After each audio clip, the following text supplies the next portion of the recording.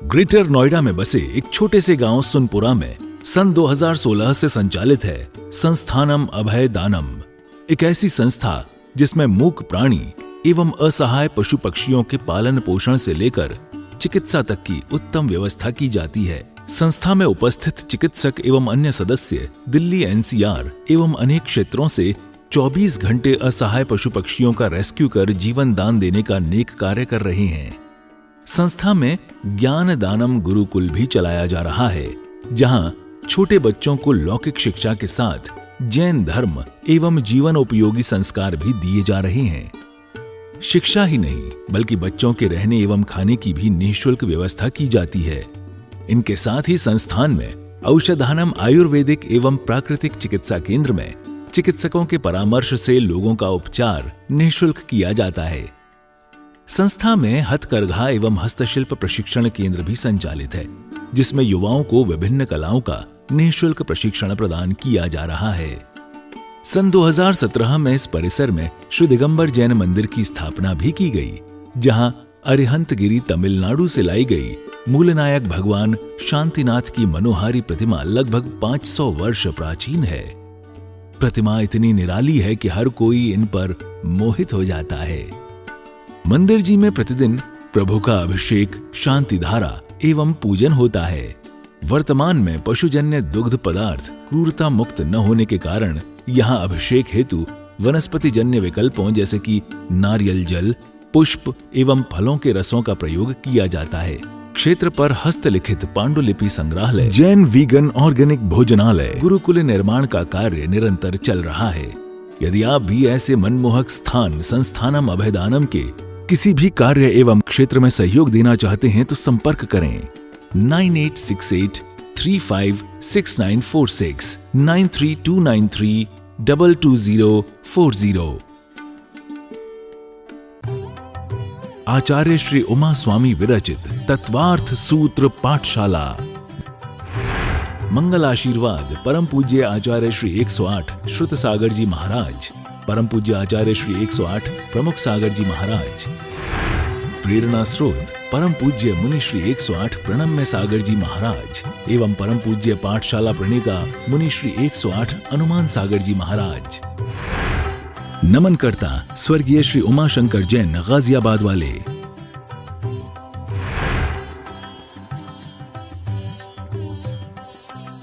नए सूत्र प्रारंभ करने से पहले प्रतिदिन की भांति हम सबसे पहले मंगलाचरण करेंगे और अब तक जो हमने 17 सूत्र किए हैं उनको याद करने का प्रयास करेंगे और फिर आगे बढ़ेंगे। सभी लोग अपनी अपनी पुस्तकों में देख देख कर सूत्र पढ़ सकते हैं। मोक्ष मार्गस्य नेतारम वेतारम कर्म भूभृताम ज्ञातारम विश्वतत्त्वानां वन्दे तद्गुणलब्धये, वन्दे तद्गुणलब्धये, वन्दे तद्गुणलब्धये। अब इसके बाद आप पहले सूत्र से याद करने का प्रयास करेंगे। द्वितीय अध्याय के औपशमिक छायकौ भावौ मिश्रस्य जीवस्य स्वतत्वमौलिक पारिणामिकौ च द्विनवाष्टादशैकविंशति त्रिभेदा यथाक्रमम् सम्यक् चारित्रे ज्ञान दर्शन दान लाभ भोगोपभोग वीर्याणि च ज्ञान दर्शन लब्धैश्चतुस्त्री त्रिपंच भेदा सम्यक् चारित्र संयमाश्च गति कषाय लिंग मिथ्या दर्शना ज्ञाना संयता सिद्धलेश्याश्च चतुश्चतुस्त्रयै कैक षड्भेदा जीव भव्या भव्यत्वानि च उपयोगो लक्षणम सद्विधोष्ट चतुर्भेदः संसारिणो मुक्ताश्च समनस्का मनस्काः संसारिणस्त्र स्थावरा पृथ्व्यप तेजो वायु वनस्पतिः स्थावरा द्विन्द्रियास्तस्त्रसाः पंचेन्द्रियाणि द्विविधानि निवृत्त्युपकरणे द्रव्येन्द्रियम। इस प्रकार से हमने 17 सूत्र कल तक कर लिए थे। जल्दी से एक बार जो कल हमने 4-5 सूत्र किए थे छोटे छोटे से, उनका रिवीजन करेंगे। 13वां सूत्र हमने परसों की कक्षा में देखा था कि 5 प्रकार के स्थावर जीव होते हैं। कौन कौन से होते हैं? पृथ्वी, अप, तेजो, वायु और वनस्पति। पृथ्वी का एक, अप का मतलब हमने देखा था जल का एक, तेज का मतलब अग्नि का एक, और वायु का एक, और अंत में वनस्पति का एक। इस प्रकार से 5 प्रकार के एक इंद्रिय जीव थे। तो इन एक इंद्रिय जीवों को क्या बोलते हैं? स्थावर जीव। उसके बाद अगले सूत्र में हमने देखा द्विइंद्रियास्त्रसा, 2 इंद्रिय आदि के जीव कैसे होते हैं? त्रस जीव होते हैं। एक वाले अलग कर दिए, उसके अलावा बाकी जितने भी संसारी जीव बचे वो सब कौन से हो गए? 2, 3, 4, 5, ये सब त्रस जीव हो गए। फिर हमने परसों की कक्षा में भी देखा था, कल भी आपको रिवाइज कराया था कि त्रस और त्रियंच में फर्क होता है। त्रियंच में कौन से आते हैं? जब 4 गतियों का वर्णन करते हैं, मनुष्य, त्रियंच, नारकी और देव। तो मनुष्य, नारकी और देव के अलावा सभी त्रियंच हो गए। जब त्रियंच बोलेंगे तो उसमें स्थावर भी आ गए, जानवर भी आ गए। मनुष्य, देव और नारकी के अलावा जो भी बचे वो सब त्रियंच में आ गए। जब त्रस बोलेंगे तो त्रस में मनुष्य, देवता, नारकी और 2 से लेके बाकी बचे हुए 5 इंद्रिय तक के सभी जीव आ गए। अब हमने आगे आपको बताया था कि देवताओं के भी 5 इंद्रियां होती हैं, नारकियों के भी और मनुष्यों के। तो ये सब की सब त्रस ही होते हैं। तो क्या कहा सूत्र में? 2 इंद्रियादय त्रसा, यानी कि 2 इंद्रिय से ज्यादा इंद्रिय जिसके भी होती हैं, 2, 3, 4, 5, वो सब। उसके बाद अगला सूत्र हमने कल किया था पंचेंद्रियाणी। जो पंचेंद्रिय जीव होते हैं, कैसे पता चला कि ये पंचेंद्रिय हैं? उनके 5 इंद्रियां पाई जाएंगी। कौन कौन सी इंद्रियां पाई जाएंगी वो आज के सूत्र में आएगा। बता देते हैं, आपको पहले से पता भी है आपको।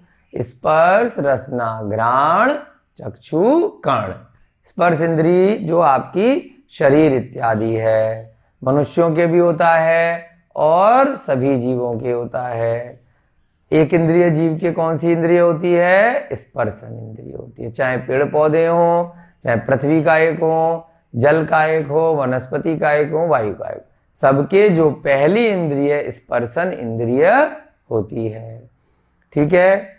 उसके बाद क्या बोले? 5 इंद्रियां जो होती हैं वो प्रत्येक 2-2 प्रकार की होती हैं। द्विविधानी, यानी कि प्रत्येक इंद्रिय 2-2 प्रकार की होती है। यानी कि जो स्पर्श इंद्रिय है उसमें भी एक द्रव्य इंद्रिय होगी और एक भाव इंद्रिय होगी। ऐसे ही रसना में, ऐसे ही घ्राण, यानी कि जो आपकी नाक है, रसना माने जो जीव है जो चखने का काम करती है, जिससे आपको स्वाद आता है। घ्राण से आप क्या करते हैं? सूंघने का कार्य करते हैं, है ना। चक्षु से देखने का और कर्ण से सुनने का।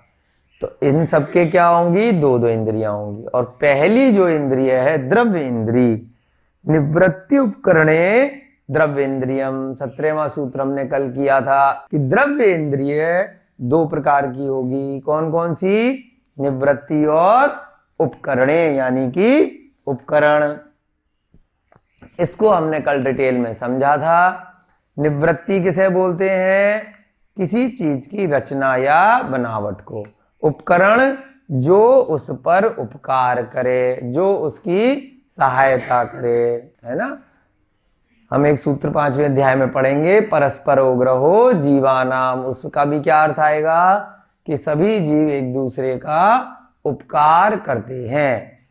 तो ऐसे ही ये जो निवृत्ति है उपकरण वाली, ये जो अंतरंग निवृत्ति है, अभ्यंतर निवृत्ति है, उन पर क्या करती है? उपकार करती है। कैसे उपकार करती है? निवृत्ति को भी दो पार्ट में बांटा, बाह्य और अभ्यंतर। बाह्य माने जो बाहरी निवृत्ति है, अभ्यंतर माने कल हमने देखा था जो अंतरंग से है, जो जीव है, जो वास्तव में देखने का, सुनने का, सूंघने का, चखने का और स्पर्श का काम कर रहा है। शरीर के अंदर एक आत्मा है, जिसका जितना बड़ा शरीर है उतनी बड़ी आत्मा है। कई धर्मों में या कई लोगों में, कई दर्शनों में ऐसी मान्यता है कि जीव बहुत छोटा सा होता है ना। मान लीजिए मनुष्य का हमारा इतना बड़ा शरीर है, तो जीव कहीं मस्तिष्क में अंदर होगा आत्मा, या यहाँ कहीं होगी, या हृदय में कहीं होगी। इस प्रकार से मान्यता, मिथ्या मान्यता कई दर्शनों में या चलन में है, मान लेते हैं कि जब मृत्यु होगी तो छोटा सा सूक्ष्म जीव निकल के वो दूसरी जगह जन्म ले लेगा। और ऐसे ऐसे उदाहरण भी देते हैं कि देखो हमने इस यंत्र के माध्यम से इस जीव को पकड़ लिया कि वो ये मरा और ऐसे गया और वहां चला गया। ऐसा कुछ नहीं है, कोई यंत्र जीव को नहीं देख सकता। पुद्गल है यंत्र तो, और जीव क्या है? आत्मा है।